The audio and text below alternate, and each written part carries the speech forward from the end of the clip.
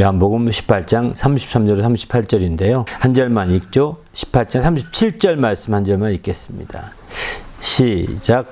빌라도가 이르되 그러면 네가 왕이 아니냐? 예수께서 대답하시되 네 말과 같이 내가 왕이니라.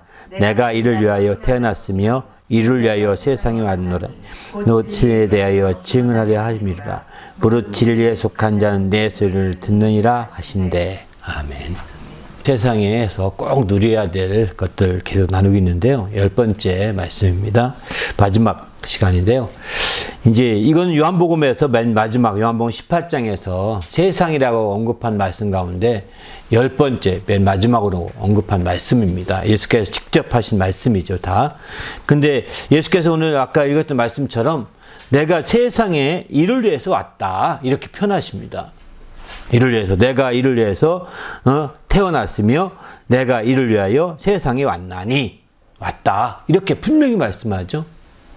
여기서 이를 위하여 태어났고 이를 위하여 왔다 하면서 얘기하기를, 이가 여기 가르치는 건 뭐냐면 진리에 대한 것입니다. 진리를 위하여 증언하러 왔다, 증언하려 합니다, 이렇게 표현하고 있는 거죠. 그가 태어난 것도, 그가 이 세상에 오신 것도 다 진리에 대하여 증언하려고 오신 것이다, 이렇게 얘기하고 있는 거죠. 그러니까 바로 주님이 마지막으로 세상에 꼭 누리기를 바랬던 그 마지막 바랬던 그 10번째는 진리를 누리기를 바랬다는 것을 우리는 알 수 있는 거죠. 주님이 왕이시라고 이렇게 이제 고백하시면서 이 진리에 대하여 진리를 증언하려고 왔고, 진리를 증언하려고 내가 이 땅에 태어났다, 이렇게 주님 말씀하고 있습니다. 주님이 이 일을 위해서 세상에 왔는데 세상에서 이것을 못 누리면 어찌겠습니까?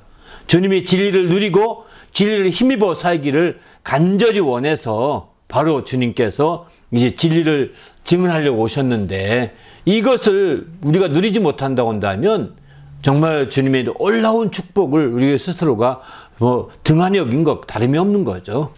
그래서 우리가 세상에 있는 동안에 꼭 적어도 이것만큼은 누려야 되겠다 생각했던 사도 요한을 통해서 10가지 정도를 이렇게 좀 세상에 대한 관심을 두고 있는 말씀들을 모아볼 수 있는데요. 그 모든 말씀들 가운데 마지막 10번째는 바로 이제 이렇게 진리에 대하여 증언하고자 하시는 주님의 간절한 뜻이 있다는 겁니다. 이거 다 사도 요한이 말이 아니라 예수님이 직접 그 입으로 하신 말씀이거든요. 예수께서 직접 입으로 사도 요한이 설명하라고 세상이라는 표현을 쓴 말이 아니라, 사도 요한이 그렇게 표현하는 것이 아니라 예수님이 직접 예수께서 입으로 하신 말씀이라는 측면에서도 굉장히 중요하다, 이렇게 생각이 듭니다. 그래서 이를 위해서 왔다고 이렇게 말씀하죠. 한번 지문 한번 읽고 함께 나누도록 할까요? 시작. 예수께서 세상에서 마지막으로 증언하고자 했던 것은 진리에 대해서였는데 그것은 빌라도에게 설명하게 되었을 때 빌라도는 진리가 무엇이냐고 질문하였습니다. 이에 예수께서 이 진리를 증언하려고 이 세상에 유대인의 왕으로 오셨다고 고백하고 있습니다. 무릇 진리에 속하지 않은 자들은 그 음성을 들을 수 없다고 하셨습니다.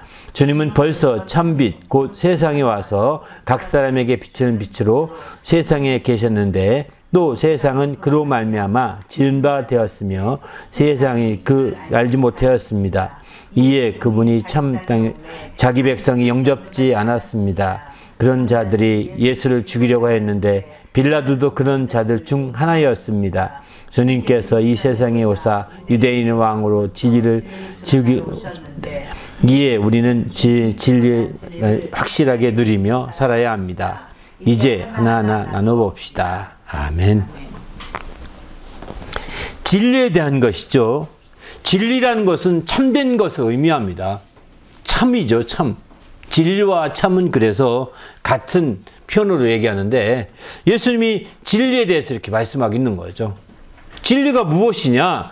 사실 빌라도의 유명한 질문이기도 합니다. 진리가 무엇이냐? 근데 사실 빌라도가 이렇게 진리가 무엇이냐고 물었을 때 빌라도가 생각한 진리는 이 세상에서 말하는 진리였습니다. 빌라도가 생각한 진리는 이 세상에서 말하는 진리, 곧 이 세상의 어떤 원리나 이 세상에 있는 어떤 이치들, 이런 것들을 주로 생각했던 것 같습니다. 그리고 실제 그런 것들에 질문하지만 빌라도는 그걸 믿으려고 질문한 것도 아닙니다.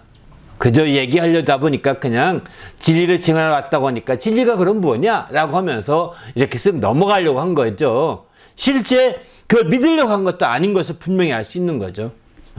나중에 여기 이 총독 빌라도뿐만 아니라 나중에 이 사도행전에 보게 되면 거기서도 마찬가지죠. 베스트 총독인가요? 그 총독도 진리에 대해 묻습니다. 다시 한번 나중에 듣겠다 하면서 묻습니다. 그러나 그것도 마찬가지죠. 그들은 다 정말 진리를 말하려고 하지만 이 세상의 진리는 그냥 이치나 어떤 원리나 어떤 이런 것들이라고요. 그런 것들을 그들은 찾고 있기 때문에 예수님께서 내가 진리요 라고 하셨던 그 진리는 믿지 않는 거예요. 믿을 수가 없을 수도 있습니다. 왜냐하면 진리에 속한 자가 아니기 때문에 이것을 믿지 내 소리를 듣지 못한다. 심지어 이렇게까지 말씀합니다. 내 진리에 속한 자가 아니면 바로 오늘 분명히 진리에 대해 증언하는데 진리에 속한 자는 내 소리를 듣느니라 이렇게 말씀하죠. 반면에 진리에 속하지 않은 자들은 내 소리를 듣지 않게 되는 거죠. 주님의 소리에 귀를 기울이지 않는 그런 단점을 갖게 되는 거죠. 그러나 세상의 이치를 바라고 세상의 어떤 원리를 바라고 세상의 그런 어떤 그 세상에 속한 진리를 바라고 있는 자들에게 예수님의 설명이 합당할 수가 없는 거예요. 거기에 합당하게 부합된 설교가 될 수가 없는 거죠. 그래서 그들은 이제 예수님의 그 진리에 속한 자가 아니고 세상의 진리에 속한 자이기 때문에 세상에서 이제 예수의 음성에 듣지 않게 되는 겁니다. 예수의 말씀에 초점을 두고 거기에 따르지 않게 되는 것을 보게 되죠. 그런 측면에서 본다면 이 참것, 참된 것, 이건 원래 처음부터 요한복음 1장 10절에 보면은 이제 그가 세상에 왔음에 자기 백성이 알지 못했다 하거든요. 어떻게 오셨느냐? 그때는 참 빛으로 오셨다는 겁니다. 진리의 빛으로 오셨다는 뜻입니다. 세상에 예수께서 오실 때 참빛, 진리의 빛으로 오셨는데 세상이 그 진리를 알아보지 못했습니다. 그리고 그들이 자기가 다 지었고 창조한 자기 백성인데 그들이 자기를 영접하지 환영하지도 않았습니다. 환영하지 않고 오히려 환영하긴커녕 오히려 죽이려고 막 해서 좀 도망다니는 신세가 되지 않았습니까? 이런 상황이 됐던 것을 주님은 여기 사도 요한은 요한복음 1장 초반부에 그런 얘기를 하죠. 참빛, 세상에 참빛이 세상에 왔음에 세상이 그를 알지 못했다. 그리고 영접지도 않았다. 이렇게 하면서 이제 그 부분에 대해서 아주 강하게 사도 요한은 강하게 설명하고 있습니다. 그렇게 해서 마침내 진리에 대해서 설명을 쭉 함에 있어서 나중에 예수께서 나는 길이요 진리요 생명이다. 나로 말미암지 않고는 아버지께로 갈 자가 없다. 이렇게 분명히 단언하시죠. 우리 주님께서. 바로 우리 주님 그 자신이 진리로 이 땅에 오셨다는 겁니다. 진리로. 그래서 주님이 말씀하시며 8장에 가서는 더 32절에 가서는 진리를 알지니 진리가 너희를 자유케 하리라. 이렇게 말씀까지 하시죠. 6장에서는 이제 진리에 대해서 말씀 그렇게 하시고 8장에 가서는 진리를 알지니 진리가 너희를 자유케 하리라고 이렇게까지 말씀하십니다. 그만큼 진리에 대해서 확실하게 그분이 증거하러 오셨건만 많은 사람들은 그 증거를 받지 않았습니다. 듣지 않았습니다. 저가 무슨 말 하는지 모르겠다 하면서 그 말을 깨닫지 못하고 때로는 주님께서 그들이 깨달을까 봐 비유로도 말씀하셨다라고 심지어는 이렇게 말씀하셨습니다. 비유로도. 그만큼 이제 진리에 대해 증거하고자 하셨던 것을 분명한데 여기 오늘 빌라도도 이제 그럼 진리가 무엇이냐? 이렇게 질문하죠. 그때에 예수께서는 바로 진리는 나다. 이렇게 말하지는 않습니다. 나는 이 진리를 증언하려고 왔다. 이렇게 말씀하시죠. 바로 진리, 내가 진리야. 딱 부러지게 이렇게 말할 수도 있을 텐데 그렇게 말하면 진리가 무엇이냐 말하는 그에게 내가 진리야. 이렇게 말하면 아마 굉장히 우스꽝스러울 겁니다. 아마 너터웃음 지을 빌라도일 것입니다. 그걸 아시고 주님은 내가 진리라고 품에 앞서 제 아들 앞에서는 그렇게 고백하며 증언했던 주님께서 이제 빌라도 앞에서는 나는 진리에 대해서 내가 증언하려고 왔다라고 이렇게 표현하고 있는 거죠. 내가 세상에 이를 위해서 진리를 증언하려고 왔다고 이렇게 말하고 있는 겁니다. 그래서 우리는 이제 빌라도의 이런 질문을 통해서 예수께서 말씀하신 말씀을 통해서 우리가 정말 진리를 확실하게 알고 진리를 힘입어서 사는 그런 성도가 돼야 되겠다는 것입니다. 그런 진리를 힘입어 살 때 하나님의 큰 영광을 드러내며 하나님의 이름을 높일 수 있는 그런 성도가 될 수 있는 거죠. 우리 모두도 이런 진리의 사람이 되시기를 예수님의 이름으로 축원합니다. 할렐루야. 그리고 주님께서는 이 진리로 계속 증언하려고 하시는데 자기 혼자서 증언으로 끝나지 않습니다. 진리의 성령에 대해서 얘기도 하십니다. 진리의 성령이 오시면 너희를 진리 가운데 인도하시리라. 당신 혼자서 진리를 다 증언하고 끝나지 않고 또 진리의 성령이 오실 것이다 라고까지 말씀하시게 되죠. 그래서 진리의 성령이 오시면 너희를 진리 가운데로 인도하신다. 여기 진리 가운데라는 건 최종 목표가 진리라는 겁니다. 최종 목표가. 그러니까 진리가 최후의 우리의 목표가 되는 거예요. 우리의 표대 같은 겁니다. 이것을 이제 바로 주님께서 이 진리를 증언하시고 그 진리의 성령까지 소개해 주면서 진리의 성령을 힘입어서 진리 가운데로 인도받기를 간절히 원하셨던 거죠. 이렇게 주님의 일생 전체가 바로 이런 진리에 초점을 두고 있다는 겁니다. 그렇기 때문에 우리가 이 땅에 살면서 진리에 대해서 확실한 우리의 어떤 중심을 놓치지 않아야 되겠다는 겁니다. 이것은 세상의 이치나 세상의 원리나 세상의 어떤 법칙과는 다른 것입니다. 그런 것들을 찾으려고 하신다면 아마 당신은 주님의 진리에 대해서 그 음성, 그 말씀을 이해하지 못할 것입니다. 겨우 이해하는 정도가 비유 정도나 이해할 수 있을 것입니다. 그리고 그 진리로 말미암아 참된 자유를 누리거나 그 진리로 말미암아 정말 진리 가운데 참을 인도받아서 그 주님의 행복에 참여하는 것은 어려울 것입니다. 그러나 진리를 확실하게 우리가 세상의 진리가 아닌 예수님이 진리이신 그 진리를 알고자 기도하고 나가면 우리는 다른 거죠. 빌라도처럼 이렇게 정말 세상적인 진리를 찾으며 묻지 마시고 참된 진리가 무엇이냐라고 찾으시길 바랍니다. 할렐루야. 그럴 때 우리가 그 진리로 말미암아 참된 자유를 누릴 수 있는 거죠. 우리 모두도 이런 주님의 큰 정말 진리로 말미암아 큰 자유를 누리는 성도가 되시길 바랍니다. 할렐루야. 그런 측면에서 볼 때 빌라도가 이렇게 물어보기, 빌라도와 예수님과의 대화를 통해서 이 진리에 대한 대화는 굉장히 우리에게 시사하는 바가 큰 거예요.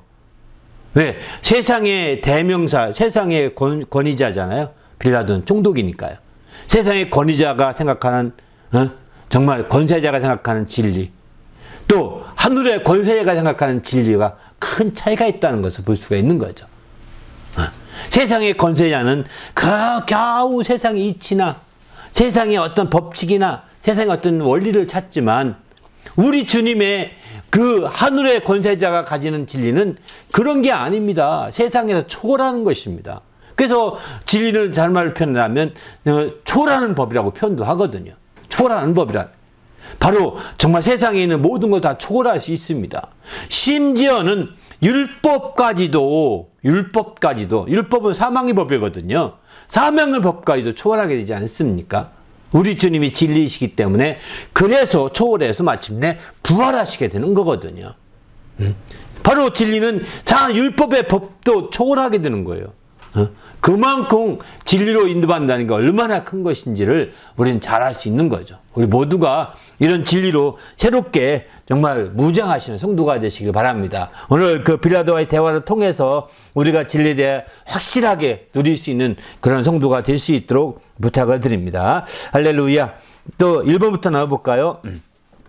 빌라도가 유대인에게 너희가 데려다가 너희 법대로 재판하러 하자. 유대인들이 우리에게는 사람을 죽이는 법이 없다고 하였는데 그 후 빌라도가 다시 들어가서 예수께 어떻게 말하였습니까? 한번 읽어볼까요? 시작.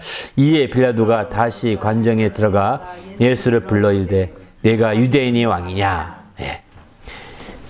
먼저 얘기를 쭉 한 다음에 이제 그 빌라도 앞에 최후의 재판정에 서는 겁니다. 최후의 재판정에서 유대인들이 예수를 데리고 와서 이제 막 하니까 빌라도 입장에서는 죄가 없다는 걸 느낍니다. 그것도 있지만 빌라도의 부인이 전날 꿈을 꾸고서 그 사람에 대해서 아무 상관하지 말라 이렇게 말했던 게 큰 작용했던 것 같습니다. 그런 작용을 해서 이제 상관하지 않으려고 너희 법대로 재판해라 이렇게 그들에게 다 위임하고 넘기려고 그랬거든요. 너희 마음대로 뭐 법대로 해라 이렇게 넘기려고 했는데 유대인들이 말하는 겁니다. 우리에게는 사람 죽이는 권이 없다. 이 사람 꼭 죽이고 싶은데 죽이는 권한이 없다는 겁니다.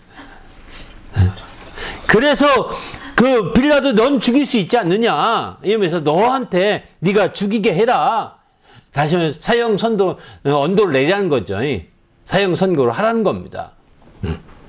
그 빌라도가 다시 들어가서 이제 물어본 거죠. 그래서 빌라도가 관정에 들어가서 예수께 불러 내가 유대인이 왕이냐? 이렇게 해서 이제 물어봅니다. 저들이 이제 왕이라고 해서 올렸으니까요. 두 번째, 예수께서 내가 유대인 왕이냐라는 빌라도의 질문을 받고 예수께서 어떻게 대답하였습니까? 예수께서 대답하시되 34절 말씀 읽습니다. 시작. 예수께서 대답하시되 이는 내가 스스로 한 말이냐 다른 사람들이 나에 대하여 내게 한 말이냐. 오히려 이제 다시 예수 내가 유대인이 왕이냐 이렇게 물어보니까 예수께서 거꾸로 질문합니다. 이거는 내가 스스로 깨달아서 한 말이냐? 내가 스스로 깨달아서 한 말이냐? 아니면 다른 사람이 나에 대해서 얘기한 말이냐? 내게 말한 말이냐? 이거죠. 사실은 후자죠. 후자입니다. 유대인들이 유대인이 왕이라고 합니다 하면서 막 이렇게 고발했기 때문에 이제 하는 얘기인 거죠. 그 얘기를 듣고 이제 그게 가장 큰 유대인이 왕이라고 한다면 왕을 세우지도 않았는데 왕을 세웠다면 헤로드 왕밖에 없었거든요. 그런데 이게 그 로마 정식으로 그래도 인정된 왕은 헤로드 왕 그 계열의 왕밖에 없는데 이제 이 유대인 왕이라고 나서면 벌써 이게 국가 문란체가 생기는 거죠. 그런 어떤 차원에서 유대인이 왕이란 말을 꼭 이들은 이제 고발 주된 원인으로 삼는 거죠. 그 베드로가 예수께서 그 빌라도에게 정말 내가 스스로 깨달은 말이냐 아니면 들은 말이냐 이렇게 묻는 겁니다. 스스로 깨달은 말은 아니죠. 세 번째, 유대인이 왕 자체가 빌라도가 스스로 말인지 아니면 다른 사람에게 말인지 다시 물었는데 이에 빌라도는 어떻게 말하였습니까? 35절 읽습니다. 시작. 빌라도가 대답하되 내가 유대인이냐 내 나라 사람 예수님 나를 내가 넘겼으니 너희가 무엇을 하였느냐. 내가 유대인이냐 유대인이 왕이냐고 물어본 것은 내가 유대인이어서 유대인이 왕이냐 물어본 것이 아니라는 겁니다. 유대인들이 그렇게 말하기 때문에 얘기한 거지. 내가 유대인이냐? 난 유대인이 아니다. 이런 뜻이죠. 유대인이 아니다. 내 나라 사람, 유대 사람들이겠죠. 또 유대인들과 또 유대인 대제사장들이 너를 내게 넘겼으니 내가 무엇을 하였느냐. 그들이 넘길 때 유대인이 왕이라고 하면서 넘겼다. 그러니 처벌해달라고 이렇게 해서 넘겼다. 이 얘기인 거죠. 네 번째, 빌라도는 자기가 유대인이 아니며 유대인들이 넘겼기 때문이라고 대답하고 또 무엇을 하였느냐고 질문하자 예수께서는 어떻게 대답하였습니까? 36절입니다. 시작. 예수께서 대답하시되 내 나라는 이 세상에 속한 것이 아니니라. 만일 내 나라가 이 세상에 속한 것이었다. 내 종들이 싸워 나 유대인들에게 넘겨지지 않게 하였으리라. 이제 내 나라는 여기에 속한 것이 아니니라. 예수께서 이제 유대인의 왕이라는 말을 했던 건 사실인데 그럼에도 불구하고 이제 예수께서 말합니다. 이제 내 나라는 이 세상에 속한 나라가 아니다. 내가 유대인의 왕이라고 말했었지만 그 유대인 왕이라는 것은 이 세상의 유대 사람들의 왕이 아니라 그 이 세상에 속해 유대 사람들의 왕은 지금 헤롯 그 계열이 있지 않느냐 이 얘기입니다. 헤롯 계열이 있지 않느냐. 나는 유대인이 왕이라는 것은 이 나라에 속한 나라가 아니라 하늘에 속한 나라로 유대인이 왕이다 이런 뜻인 거죠. 이 세상에 속한 것이 아니라 만일 내 나라가 이 세상에 속한 것이었더라면 내 종들이 싸워 나로 유대인들에게 넘겨지지 않게 하였으리라. 그리고 이제 내 나라는 여기에 속한 것이 아니라 다시 한번 이렇게 언급하십니다. 그 유대인이 왕이란 말에 이중적인 것을 봐야 되는 거죠. 이중적. 다시 말해서 이 세상에 속한 유대인이 왕이 있고 하늘에 속한 유대인이 왕이 있는 것이죠. 이 세상에 속한 유대인의 왕은 헤롯 왕 그 계열인 것이고, 이 세상에 아닌 하늘에 속한 유대인의 왕은 바로 예수 그리스도 그분인 거죠. 그분입니다. 그렇게 해서 이제 빌라도가 너는 그럼 무엇을 하였느냐 질문을 받고 예수께서 자기 나라에 대해서 설명을 하였는데, 이에 빌라도는 다시 어떻게 물었고 거기에 예수께서 어떻게 대답하였습니까? 18장 37절입니다. 시작. 빌라도가 이르되 그러면 네가 왕이 아니냐? 예수께서 이르시되 내 말과 같이 내가 왕이니라. 내가 유대인을 위하여 태어났으며 이를 위하여 세상에 왔노니 곧 이에 대하여 증언하려 함이로라. 무릇 진리에 속한 자는 내 소리를 듣느니라 하신대. 아멘. 그러면 내가 이게 얼핏 보면 그러면 유대인이 왕이야. 이 세상에 속한 유대인과 상관이 없는 것 같지 않습니까? 이 세상에 속한 나라가 아니니까. 그러면 내가 왕이 아니냐? 라고 이렇게 묻습니다. 이 말에 예수께서 아니다, 나는 네 말과 같이 내가 왕이다. 내가 유대인이 왕이라는 겁니다. 직접 예수께서 유대인이 왕이라고 직접적으로 언급한 부분이 얼마나 있는지 정확히 모르겠거든요. 그러나 왕이라고 표현하신 게 여러 번 있으십니다. 내가 왕이다. 내가 이를 위하여 왔다. 왕으로 왔다는 겁니다. 태어났으며 이를 위하여 세상에 왔는데 그것은 진리에 대하여 증언하려 함이로라. 무릇 진리에 속한 자는 내 소리를 듣느니라. 이렇게 말합니다. 그러니까 쉽게 말해서 예수님의 나라는 진리의 나라라는 겁니다. 한마디로 말해서. 예수님이 왕이 된 그 나라는 진리의 나라의 왕이 된 거죠. 그러나 이 세상에 속한 유대인의 왕은 진리에 속한 왕, 진리의 나라의 왕이 아닙니다. 진리에 속한 나라가 아니라는 거죠. 이 세상에 속해 있는 유대인의 왕인 것이죠. 그러나 예수님이 왕으로 계신 그 나라는 바로 이 세상에 속하지 아니한 진리에 속한 진리의 나라라고 표현할 수 있는 거죠. 그래서 그 나라에 우리가 함께 하게 될 때 진리로 이런 놀라운 축복과 자유를 누릴 수 있게 됨을 성경은 이렇게 가르쳐주고 있습니다. 그래서 우리가 적극적으로 진리에 대한 생각을 가지셔야 되는 거예요. 그냥 우리가 그 진리라는 것이 이 세상의 어떤 원리나 대학에서 말하는 진리 탐구 뭐 이런 것이 아닙니다. 물론 그렇게 오늘날 대학들이 대부분이 진리 탐구 이렇게 하게 된 데는 이유가 있습니다. 최초 대학이 대부분이 신학교부터 시작했습니다. 최초 대학이. 로마에서 마찬가지고요. 파리도 마찬가지고요. 이런 신학계통이에요.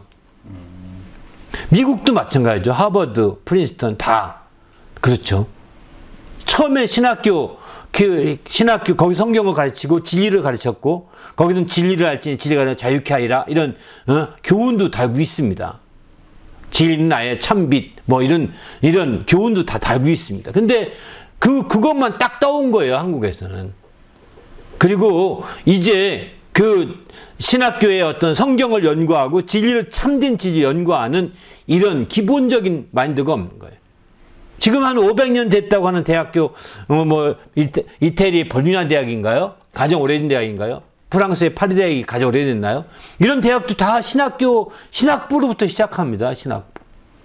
신학교를 가르치고 성경을 가르치고 또 하나님에 대해서 연구하는 신학을 가르치다 보니까 진짜 진리에 대해서 얘기하죠. 그렇게 해서 대학이 시작되어서 오늘날 이제 대학이 형성된 겁니다. 미국에 마찬가지죠. 미국의 하버드, 프린스턴 이런 모든 대부분 대학이 신학교 성직자들을 세우고자 하고 지도자들을 세우고자 하고 하는데 초점을 두고 가르치게 됐던 거죠. 그러다가 이제 그게 커져서 종합대학이 된 거죠. 오늘날 그 큰 종합 사립대학이 됐지만 미국에서 다 이런 신학 중심으로 하다 보니까 이제 대학에서 추구하는 진리가 성경의 진리와 똑같은 단어를 씁니다.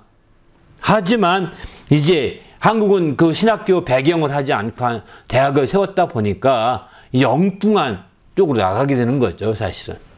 엉뚱한 쪽으로 인본주의적으로 흘러가 버리게 되는 거죠. 그러다 보니까 이 신학 자체가 어떤 그 중심, 한 성경 자체가 중심을 이루지 못하고 하나님의 진리가 실제 대학의 중심으로 자리 잡지 못하고 이제 이게 다 삐뚤어지게 됩니다. 삐뚤어집니다. 원래 캠퍼스란 단어를 쓰죠. 캠퍼스. 캠퍼스란 단어가 이제 라틴어에서 캠프란 단어에서 나왔다고 합니다. 캠푸스. 캠프. 거기서 있는 게 단어인데 그 캠핑할 때 캠프입니다. 이게 다. 그러니까 캠퍼스가 그 추구했던 것이 뭐냐면 진리를 추구하는데 캠핑 가서 자연의 어떤 하나님이 지으신 모든 세계를 보면서 거기서부터 하나님이 지으신 세계의 신성을 발견하고 그리고 거기서부터 진리의 그 놀라운 것들을 발견하고 했던 것. 이게 그렇게 출발한 것이 캠핑입니다. 오늘날 행락의 캠핑이 아닙니다. 놀러다니는 캠핑이 아니라고요. 여러분, 수련회를 캠프라고 그러잖아요. 캠프, 그죠? 수련회 캠프라고 그러죠? 바로 똑같습니다. 수련회를 캠프라고 하는 것도 이제 똑같이 다 그런 차원인 거죠. 진리를 정말 복잡한 이 사회를 떠나서, 정말 자연 속에 들어가서 하나님의 그 신성 가운데 신성을 발견하고 거기서 하나님의 진리를 추구하고 또 하나님을 더 만나고 하나님과 함께하는 그런 삶을 추구하고자 했던 거, 이게 사실은 이 초기에 캠핑 또 캠프 초기에 다 그렇게 된 거예요. 그래서 그런 그 진리를 찾는 그 학교 다 바운더리로 캠퍼스라고 이렇게 하게 된 거죠, 사실은. 오늘날은 이것이 더 이제 뭐랄까요, 확산됐다고 그럴까요?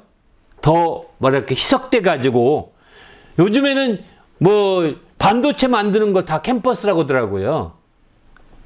반도체 회사가 워낙 크니까 반도체 회사가 워낙 크니까 용인 캠퍼스, 평택 캠퍼스 이렇게 부르는 걸 보면서 야, 진짜 세상에 희석됐구나 이런 생각이 들더라고요. 네, 규모가 큰 단위거든요. 그러다 보니까 캠퍼스라는 신성을 찾고 진리를 알고 이렇게 하는 이 자연의 속에서 그렇게 하는 이것은 규모가 큰 거거든요. 그래서 학교에 진리를 추구하고 대학에서 진리를 추구하고 만드는 그 단위를 캠퍼스라고 표현하는 것도 그런 취지였던 거죠, 사실은. 이게 다 이제 그 성경에서 말하는 진리 추구에 있는 겁니다. 그래서 우리는 이런 진리 추구를 세상 지금은 성경에서 찾지 아니하고 세상은 어떤 과학적인 것으로 어떤 접근 방법을 가지고 진리를 찾으려고 몸부림치지만 찾을 수 없습니다. 그렇게 해서는 주님의 진리에 속한 그 말씀을 듣지 못합니다. 들을 수 없어요. 진리에 속하는 내 말을 듣느니라 했는데 주님 말을 들을 수가 없는 거예요. 진리에 속한 것이 참된 진리가 아니기 때문이죠. 그러나 이제 우리가 참된 진리를 알고자 하고 정말 기도하고 이렇게 할 때 주의 음성이 들려지게 되는 거고 주님 말씀이 들려지는 것이고 주님의 놀라운 것들이 깨닫게 되는 거죠. 우리도 이런 깨달음이 넘치고 정말 이런 말씀을 통해서 새롭게 되시기를 예수님의 이름으로 축원합니다. 할렐루야. 그래서 우리가 정말 수련회도 하는 것도 바로 그런 측면인 것이고요. 또 캠핑을 가서도 그렇게 하는 게 가장 큰 거죠. 가서 그냥 가족끼리 먹고 마시고 놀고 이거 결코 아닙니다. 그렇게 하려고 캠핑하는 것이 아닙니다. 요즘에 캠핑하면 다 그런 거잖아요. 그러나 그런 것들이 아니라 참 거기서 하나님의 신성을 통하여 하나님의 진리를 발견하고자 하는 그런 초기에 그런 캠핑이었던 거죠. 그래서 그들은 그런 캠핑하려고 했던 사람들이 광야 가기도 하고 높은 골짜기 들어가기도 하고 이렇게 해서 수도원을 만들었던 겁니다. 초기에 그런 수도원 운동 자체도 이런 캠핑 운동이었던 거죠, 사실은. 캠프 운동이었던 거라고 볼 수 있는 거죠. 나중에는 이것도 다 희석돼 가지고 수도원이 이제 우리 세상을 떠나서 한적하게 사는 것으로 되는 거죠. 진리를 발견했으면 나와야 되거든요. 진리를 거기 터득했으면 나와야 되거든요. 그 진리를 전해야 되죠. 전하긴커녕 여기가 좋사오니 거기 초막 셋 짓고 초막만 짓나요? 아주 의리의리한 요새를 짓고 그렇게 살죠, 사실은. 그거 이제 타락이라고 합니다. 그렇게 짓는 시대를, 중세 시대를 타락이라고 하죠. 암흑시대, 기독교의 암흑시대라고 표현하죠. 그러나 이제 그 처음 취지는 좋았던 거예요, 사실은. 그 캠핑의 처음 취지, 캠프의 처음 취지는 좋았던 거죠. 캠퍼스의 처음 취지는 참 좋았던 거죠. 그런데 그런 것들이 다 희석돼서 이제는 아주 세상적으로 흘러가 버리는 지금의 그 모든 것들은 진리와 무관한 겁니다. 진리와 관계가 없는 것들입니다. 그러나 초기의 캠퍼스, 초기의 캠프, 초기의 캠핑 이 모두가 다 이제 초기의 대학 모두가 다 진리와 직접 성경이 말하는 참된 진리와 직접 관련이 있다는 것을 우리는 여기서 놓치지 말아야 될 것 같습니다. 그래서 우리 모두가 어찌하든 간에 정말 진리의 사람이 되셔서 이렇게 승리하시길 바랍니다. 예수께서 6번입니다. 예수께서 내가 왕이라고 대답하면서 이를 위하여 세상에 왔는데 그 목적은 진리에 대하여 증언하려 함이라 하자 빌라도는 어떻게 질문하였으며 유대인들은 어떻게 말하였습니까? 38절 읽습니다. 시작. 빌라도가 이르되 진리가 무엇이냐 하더라. 이 말을 하고 유대인들에게 가서 이르되 나는 그에게서 아무 죄도 찾지 못하였노라. 예수께서 이제 빌라도와 그 대화하는 과정을 빌라도가 직접 예수와 대화하면서 예수와 이 유대인들과의 대화의 초점이 다르구나 하는 걸 빌라도는 여기서 깨닫게 됩니다. 초점이 다르죠. 왕이라고 하더라도 똑같은 왕이라고 했다 하더라도 그저 초점이 다릅니다.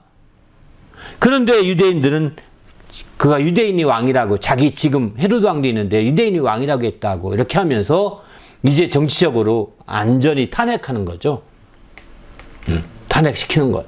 탄핵 정도가 아니라 이제 사형 선고하라고 이렇게 윽박지르고 있는 거죠, 사실은.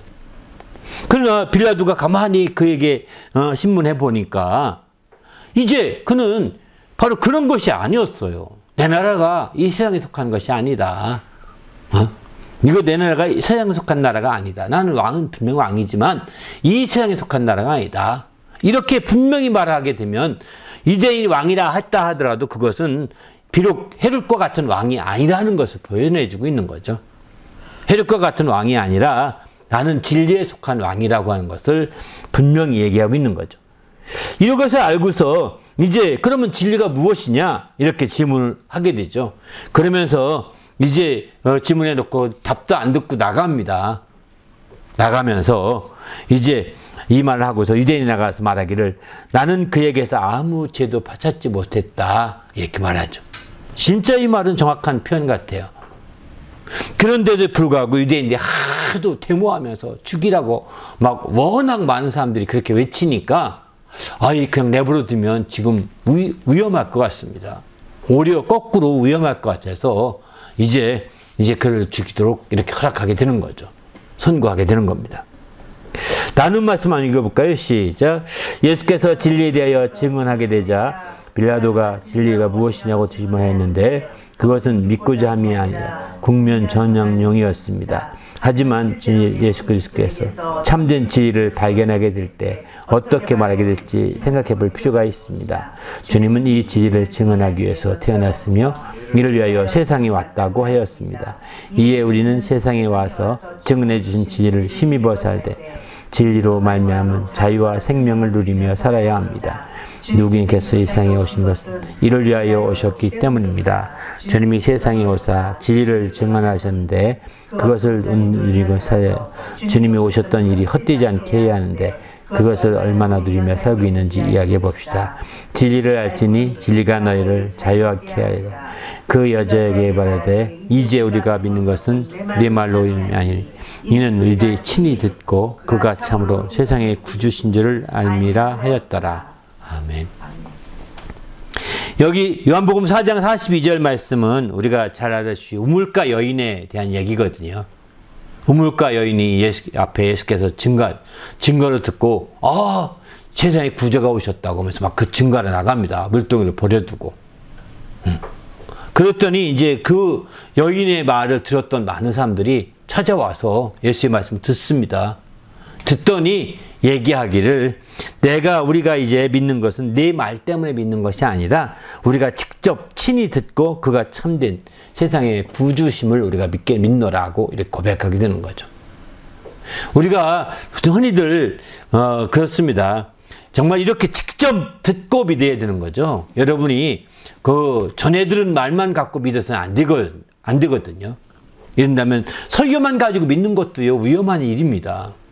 이 여인이 전도된 그 말씀만 갖고 믿는 것과 똑같은 거죠. 바로 설교를 듣고 이제 성경 말씀의 근거를 가지고 믿으셔야 합니다. 설교는 이렇게 저렇게 조금 다르게 설명될지 모르지만 성경은 변하지 않거든요. 그래서 여러분이 믿을 때 확실하게 지금은 직접 듣고 내가 믿는다 이렇게 이 여인은 말했지만 지금은 예수님께 직접 들을 수 있는 게 없거든요. 예수님의 음성을 여러분 들을 수도 있긴 하겠지만 직접 듣고 이렇게 하는 것은 생각보다 어렵습니다. 그리고 거의 없습니다. 이제 성경을 통해서 믿는 거거든요. 남들이 말했지만 인용했지만 그 인용한 말씀들을 듣고 나도 성경을 확인해 보면서 성경이 분명하구나. 그러면 믿으셔야 합니다. 내가 당신 때문에 믿는 것이 아니라 성경에 있어 믿습니다. 라고 이렇게 말할 수 있어야 되는 거죠. 이렇게 분명히 근거를 가지고 믿어야 우리 신앙이 변하지 않는 겁니다. 그렇지 않고 그냥 말을 따라 믿게 되면 신앙이 변화가 일어나게 됩니다. 진리에 대한 것도 마찬가지겠죠. 진리에 대한 것도 이제 바로 직접 그렇게 듣고 진리를 믿을 수 있을 때 되는 거죠. 여러분이 이게 진리래. 논리적으로 A는 B고 B는 C고 C는 D다. 그래서 D가 A는 같다. 이래서 논리적으로 지금 진리를 증명하려고 하는 경우가 얼마나 많은지 모릅니다. 그러나 이런 논리가 완벽해도 진리가 아닐 수 있습니다. 참된 진리는 성경에 근거를 하고 있는 거죠. 그래서 진리에 대해서 누가 얘기한 거 들었다면 성경을 다시 한번 읽어보고 또 읽어보고 또 읽어보고 이렇게 해서 적어도 3번씩 확인을 하면서 성경 앞뒤 부분과 또 앞에 권 부분과 뒷권 부분과 함께 다 읽으면서 이런 식으로 성경을 계속 통해서 확인하고 직접 성경을 통해서 듣고 믿게 되면 여러분의 믿음은 흔들림이 없을 것입니다. 정말 견고한 신앙이 되어서 이제 중심을 잡고 탁 나갈 수 있는 거죠. 그러나 우리가 그렇게 믿지 않고 우리가 그냥 남들 말을 따라서 믿게 되면 또 다른 말, 또 다른 논리, 또 다른 생각이 오게 되면 이게 다 잊혀지고 뒤로 밀려가게 됩니다. 그리고 잊혀진 것이 되고 또 다 사라져버리고 말게 됩니다. 왜? 세상의 지식으로만 받았기 때문이죠. 세상의 원리나 진리가 세상의 지식으로 받아들인 겁니다. 우리는 이 세상의 지식으로 진리를 받아들이지 마시고 이렇게 성경의 말씀을 통해서 확실한 예수님께 직접 듣고 진리를 알듯이 성경의 말씀을 직접 우리가 3번 이상 확인을 받으면서 이 진리의 말씀 믿으시길 바랍니다. 할렐루야. 그래서 여러분이 정말 순교하기까지 하는 확실한 믿음을 가지고 진리의 사람이 되어야 되지 않겠습니까? 그게 바로 이렇게 진리를 알게 되면 자유롭게 된다는 겁니다. 진리를 알지니 진리가 너희를 자유롭게 하리라. 이러지 하지 않습니까? 그 진리로 참된 자유를 누릴 수 있는 거죠. 우리 모두도 이런 진리의 참된 자유를 누리는 성도가 되시기를 예수님의 이름으로 축원합니다. 할렐루야. 이 땅에 있는 동안에 이 세상에 있는 동안 이 진리를 확실하게 알게 하시고 주님이 이렇게 증언하려고 오셨는데 진리를 모르고 진리에 무관심하고 진리에 등한히 여기면 어떻게 되겠습니까? 얼마나 억울하겠어요. 이런 시장 주님이 다녀간 이 세상에 갔다가 진리도 모르고 간다면 얼마나 억울하겠어요. 나중에 여러분 땅을 쳐도 소용이 없습니다. 이제 우리가 이 세상에 온 이상 진리를 확실하게 알게 해달라고. 예수님이 증언한 진리, 예수님이 나타내 주신 진리, 예수님이 선포하신 그 진리를 확실히 알고 또 진리의 성령으로 말미암아 이 진리 가운데 인도받을 수 있도록 인도해 달라고 간절히 합심해서 기도합니다.